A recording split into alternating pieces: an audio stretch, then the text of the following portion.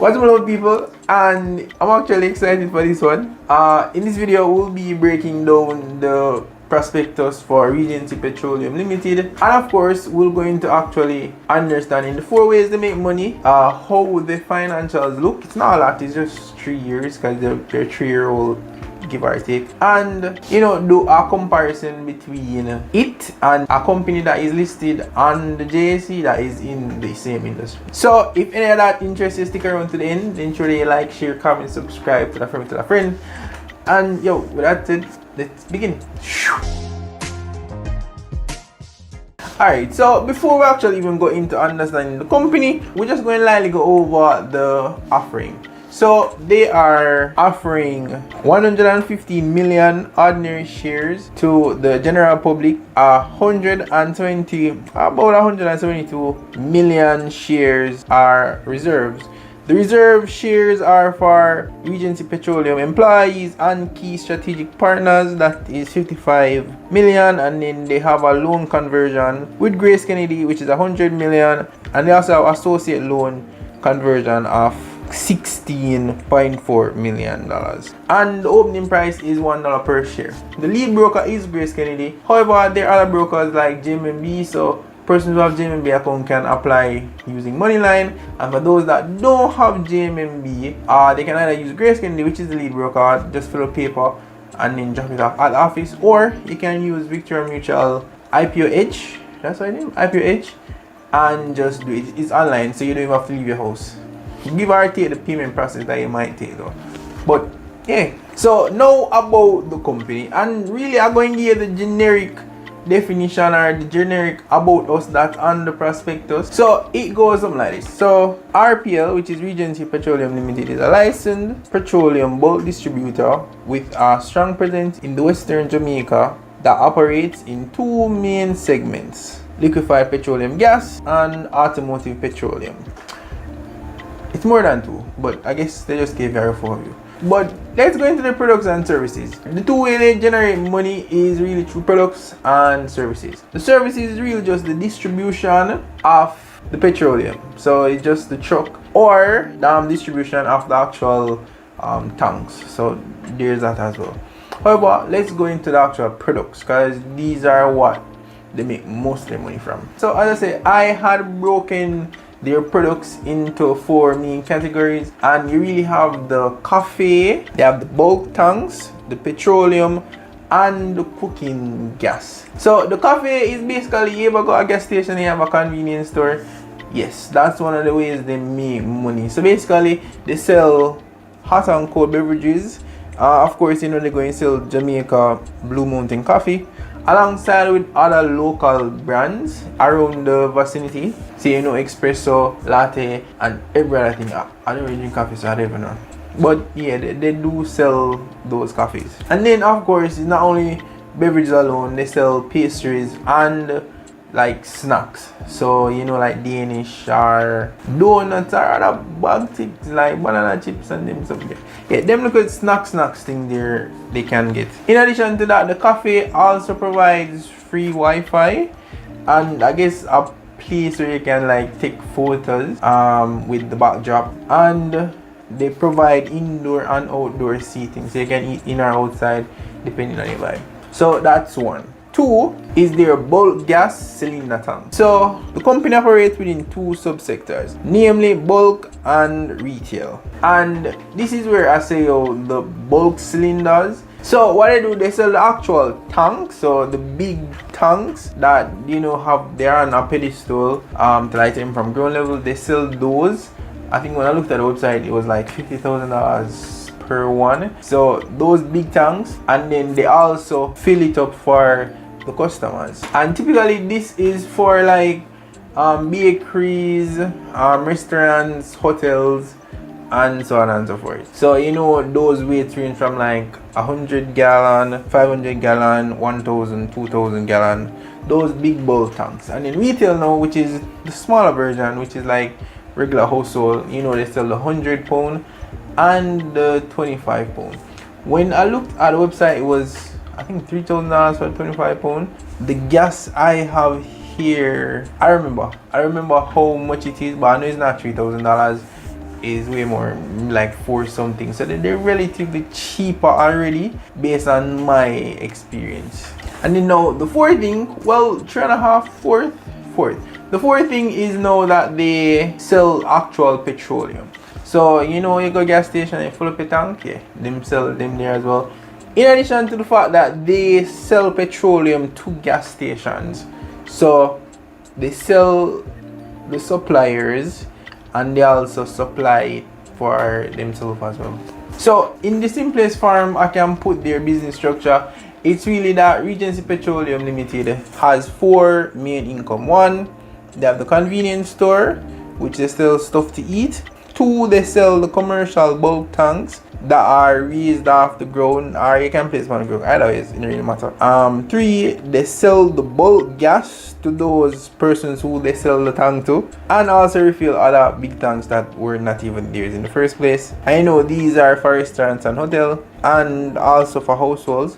And 4, they sell transportation petrol to not only regular moving vehicles but also to other gas stations. Now for the use of proceeds, and you can see from even in the offer that one of the biggest use of proceeds would be paying off debt, but it's really broken down into 4 things based on the prospectus and based on what you can see when you read it. So you know, you're gonna have the estimated cost that would be associated with, you know, like doing IPOs and them some there. So they have $22 million that include brokerage fee, legal fees, auditing fees, accountant fees and registrar fees.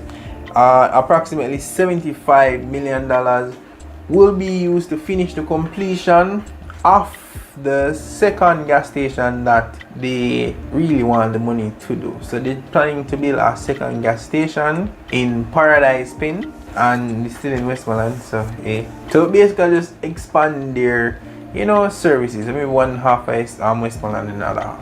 And then approximately $160 million will go to Grace Kennedy and the other convertible loans that they have.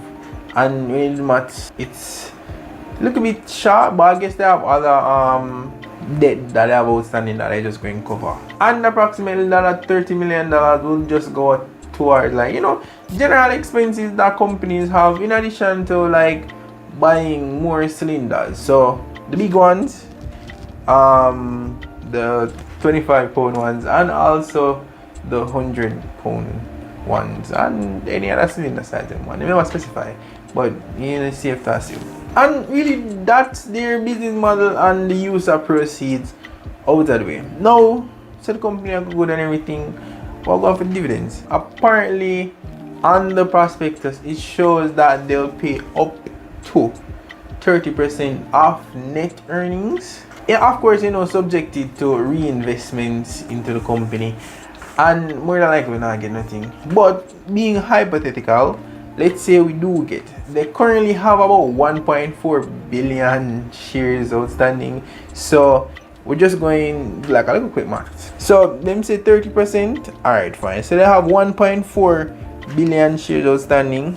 The net profit for the 6 months, which is the most recent, is 38,856,171. If you multiply that by 2, which, you know, just assuming so they might do the same, it might be more, it might be less, but just for simplicity, so they're going to have $77,712,342, and let's say we take 30% off that right there. So we take 30%, we're going to remain with 23,313,702. This figure is then going to be shared among 1.4 billion shares. So when you do the calculation, really only get like 1.62% in dividend, assuming that the stock price is $1. So what's going to happen is that the more you go up, is the lower the percentage, as in compared to the shares we have. But this is really not, it's not even say it's a dividend stock, it's more of a growth company. You see me? Because, you know, they're going to build the gas station. I know them have other stuff in the pipeline that they don't want, like, you know, tell us right now, among other stuff. So even the additional gas station, you can't even assume to that going 2 times it. So, you know, that growth stock. And of course, you know, with each company that new, well, the junior market companies are listed, you also get the 5-year tax free. So tax won't be accepted within 5 years and then 50% the following 5 years. So yeah, it might stack up and you might can get more, but nevertheless, we don't know, just have to wait and see. Okay, and this video was like really short. It's a really small prospectus. It's like 66 pages. So what we're going to do, we're going to go through the financials, see if we can compare it to Vesco, and look at the capital structure and the directors. Funny enough, all them directors independent outside of the CEO. But yeah, we'll look at that as well, and then we're done. So we'll go to it now. Alright, family, so as I said, we're going to talk about the structure. We're going to also talk about the directors, financials, and then the comparison. So I start with the, like, I guess the directors come already upon this. So everybody know by now the CEO, and he's also our executive director as well. We'll just go to the directors. And alright, so you have Dr. Andre Foot. He's a director, and well, as I said, he's also a director, Mr. Andre Williams. But what I liked about this is that even though he has 1, 2, 3, 4 directors, all of them is independent. So I mean, them not necessarily have no ties with the companies at all, basically. So yeah. And some of these persons are chairman for big companies like Paramount and some fund managers. So they have Mr. Andrew has gotten some actual good persons to like help with the growth of his company. However, I'm not too one dwell on them because if I'm being honest personally, I don't know much about these persons and pass much. But yeah. So what we're going to do is just jump to the structure of the business. It's on the document. You can just type in structure, but I did it in Excel to like kind of give it a better look, I guess. So basically on May 30, 2019, the company was incorporated with the authorized share of 10,000 ordinary shares. 10,000 is an important number because it also affected the financials, but be sure. So in contemplation and invitation to capital increase authorized shares, capital to unlimited shares. Means they can have as much as they want. Alright, so pre-IPO, the initial subscription at incorporation were Mr. Andrew Williams and Miss Janice Williams, assuming his wife. So what happened basically, the story behind it is she had 4,000 shares. So in total they had 10,000 shares in business. She had 4,000, he had 4,000. However, because they're going to the market, basically what he did was what she did was give him her 4,000 shares. So he now has 8,000 shares in total, still 10,000, 2,000 shares left. But technically she is his wife, I'm assuming. Yeah, so if anything, she still technically own half. Okay, you know, them thing is there. Anyway, still to that. So basically what happened is that they have 2,000 remaining shares. Now they increased, so right here, so now. So basically what happened is that on September 12, 2022, the company subdivided each existing share. So each 10,000 share was divided up into 143,578.677. Yeah, so basically, so each one share is now worth 143,578.6777. And then this is what so this was before them before they incorporated, then they get unlimited. So basically just multiply whatever holdings them have by this. So this by this. So when you do the maths, when you do the maths, basically like when you break it back down is really, as you can see, 8,000 divided by this, which is the same as this right here. So but after the calculations we cannot see what was happening.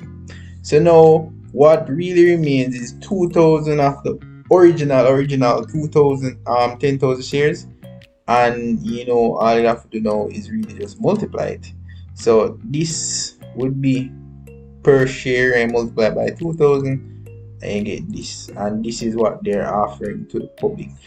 After everything done now, when you add up everything, it will equal this, which is the total, and this is also what is on the, let me see if I can find it back. See there, this is what they're offering, which is here, 28715 da da da da, 28718 blah blah, and then the 143, the 1 billion da da da is the same as right here. So, and they break it up.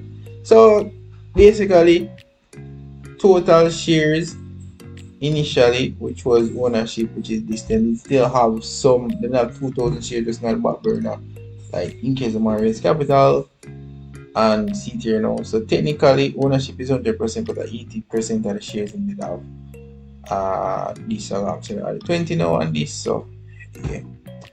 And that's a lot for the structure.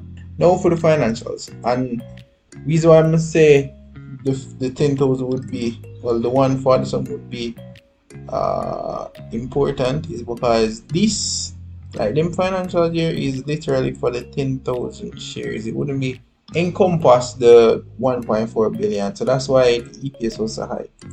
And I'm just divide it down here so to get like a better understanding of what is going on.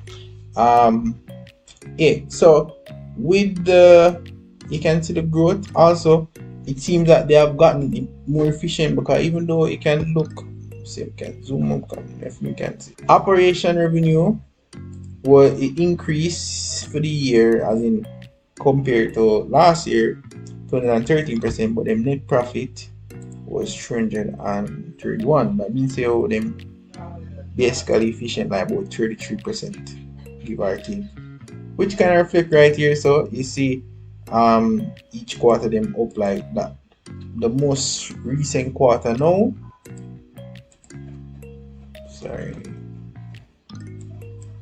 the most recent quarter change them up like the same 33%. So you can probably use that as a gauge for like measure how efficient they're going. But also you can look at DuPont net income, profit margin increase. That's why makes them get more efficient. Return on asset also increase. Leverage has decreased, which is good. Means say, oh, it is good. Leverage is good, means say, oh, them compared to the assets and equity, them go them now about much data as rated. And if you don't want to see the formula, so basically see here the formula, assets, equity. And then as you can see, with the DuPont is just a visual representation of what's going on. You know, gray assets, they might increase. Everything else kind of take a gradual decrease, which is return on asset up, profit margin ever so slightly increase the profit margin. So yeah, and everything else should be going down, which is good because it's a drastic drop. And as you can see, now for profit margin, so profit margin has increased and again incrementally, and then return on asset kind of decrease, I guess, because they have more assets now. They have more assets now working with, so you can expect that. And leverage gone down too, so that is good. You can probably see how the year end go, and then but we'll just jump to the comparison, but they're going to hold long. Alright, so now for the comparison. Right here, so that big, it's not financial advice, but I tell you, it's just one YouTuber play around. Is it me? Alright, anyways, so I did let you know that come down with relative valuation. Evidently fair value first kind of overvalued. As you can see. Yeah, anyways, don't worry about that. What I'll do is I'll just compare based on these big metrics, and then you can gauge if you want to use that. I did do the relative valuation for this, but I kind of have my doubts, because what happens is that these are weighted average, and I'd never add in these metrics as well for it. I never add in these to the mix, so I can't necessarily say yo it precise. However, not a really big company, so you're not supposed to have a lot of weight behind like pushing it. However, as I said, this part might not accurate. This probably should be a bit lower as it relates to like fair value. It's probably lower, maybe like a dollar, like a dollar something. But enough means that. But what you can do though, what you can do is just gauge it. So and this is like a little sprinkle, a little common sense or capital. Anyone know I use? So FESCO price to earnings. Come, let me just carry this down because I don't want to miss things. Alright. So and this too. Alright, so FESCO PE is 32.68. Regency is 19.49. If you know what PE means, basically how long it takes to get back your money. So short of that, this is what book value per share, 37 cents for FESCO, this is 50 cents. Price to book, this is 13 times and this is 1.98 times. And then EPS now is 0.15 and for Regency 0.06. So what means that FESCO have practically a billion more shares than this. So the FESCO probably make more money, but making more money not really dictates the value of the company. These have 1.435 billion outstanding shares, so you know that one. But as me say, though you really use this figure, maybe push it like maybe one, I don't know, but you can use it as a gauge because the fair value of FESCO is this, and right across the board, it undermine FESCO maybe like 30%. You can maybe just times it. Let me do this from my phone. So give or take about $1.90 or $2 ish would be something good right there. So both at a fair value. But yeah, so that advice guys, just me appear on the Excel.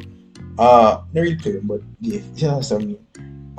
So we'll just go to the outro and yeah. And that's it guys. I hope you enjoyed. If you're actually interested in actually buying into this IPO, I would say try and get it like between today to like Wednesday evening, or up to like Wednesday evening, or I think up to before it home, basically, because it's a small, probably won't close the same time, isn't it? So that is it. I hope you enjoyed. Ensure to like, share, comment, subscribe, to a friend. And with that said, love you guys as always. Catch you in the next video. Peace.